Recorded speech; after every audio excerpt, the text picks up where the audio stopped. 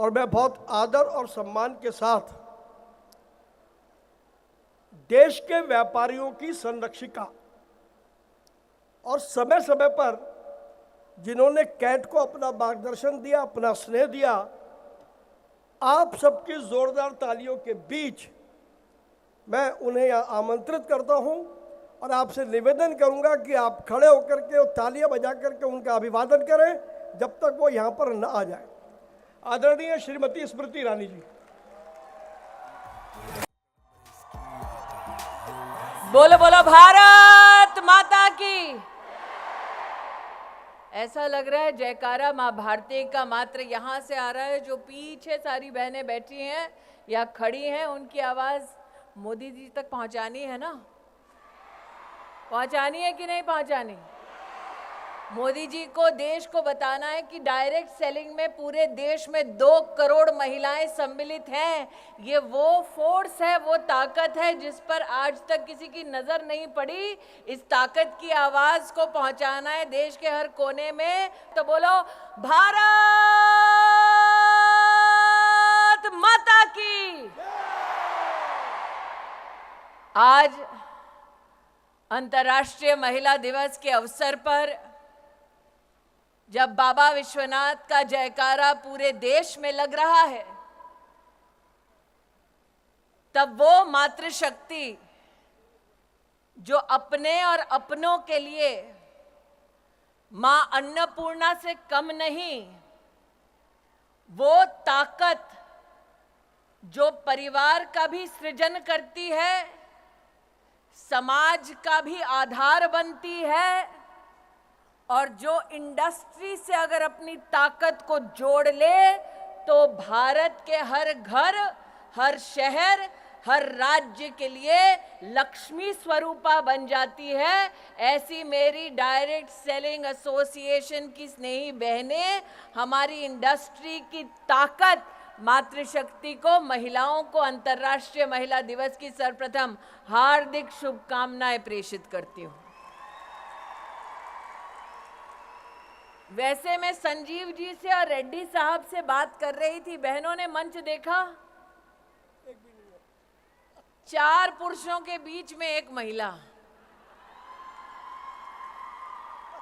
और प्रवीण जी, इसीलिए चूंकि नेता लोग महिलाओं को कुर्सी नहीं दे रहे थे, मोदी ने 33% आरक्षण का बिल पारित कर दिया।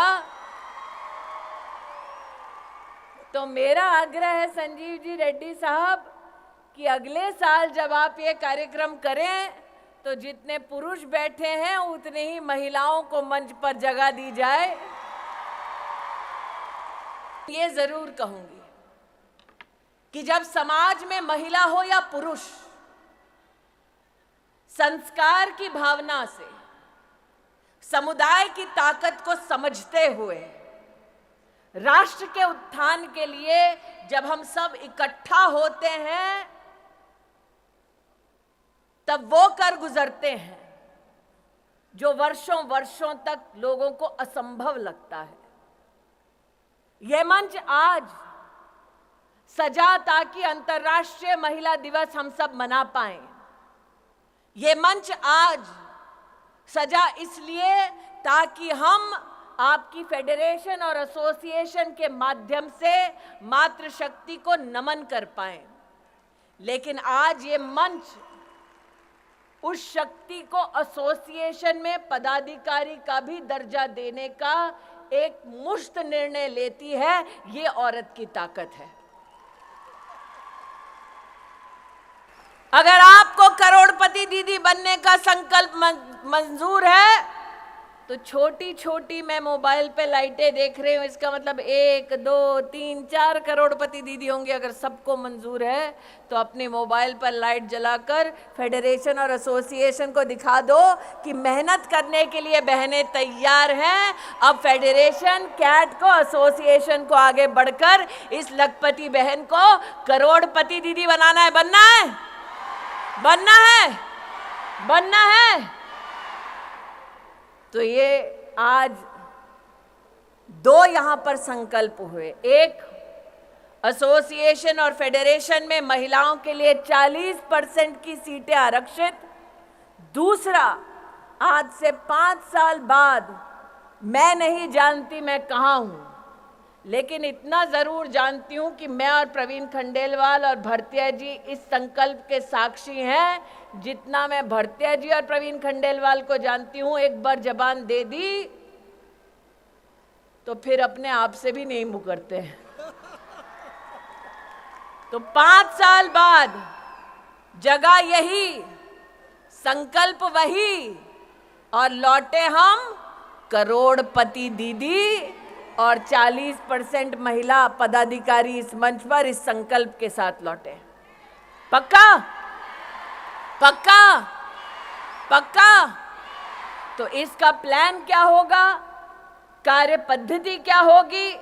मेरा ये आपसे अनुरोध है रेड्डी साहब और संजीव जी कि आप इसका फ्यूचर पाथवे बनाइए। प्रवीण जी तो चुनाव में व्यस्त होंगे, लेकिन चुनाव के बाद हम सब उपलब्ध होंगे कि आप जो राह दिखाना चाहते हैं, जिस पर लखपति दीदी चल के करोड़पति दीदी बन जाए, उस राह को, उस मंजिल तक पहुंचने के लिए हम सब अपना योगदान देंगे। ऐसी आवाज बनकर उभरेंगे कि लखपति दीदी से करोड़पति दीदी के लक्ष्य तक जब पहुंचेंगे तो हमारे देश के यशस्वी प्रधान सेवक से कहेंगे कि आप आकर अपना आशीर्वाद दीजिए। हमने संकल्प लिया और हम उस संकल्प पे खरे उतरे। आप करोगे? यहां से शुरू करो मोदी जी के लिए वीडियो। तो मोदी जी हमें तीसरी सबसे बड़ी अर्थव्यवस्था बनाने वाले हैं। उसके लिए हमें अब की बार कितने पार करने पड़ेंगे? 400 पार। कितने पार? 400 पार। कितने पार? 400 पार। तो हम मोदी जी को क्या कह रहे हैं? हम लखपति दीदी नहीं, हम करोड़पति दीदी बनने का संकल्प ले रही हैं बहनें। करेक्ट? तो फिर मोदी जी को मैसेज तो सिर्फ मोदी का नाम लेके ही दे पाएंगे, वरना पता कैसे चलेगा मैसेज प्रवीण खंडेलवाल के लिए कि मोदी जी के लिए है। तो इसीलिए नरेंद्र मोदी को अगर मैसेज देना है, कैमरा वहां भैया, शक्ति वहां खड़ी है, यहाँ तो शक्ति की भक्ति खड़ी है, वहां शक्ति खड़ी है।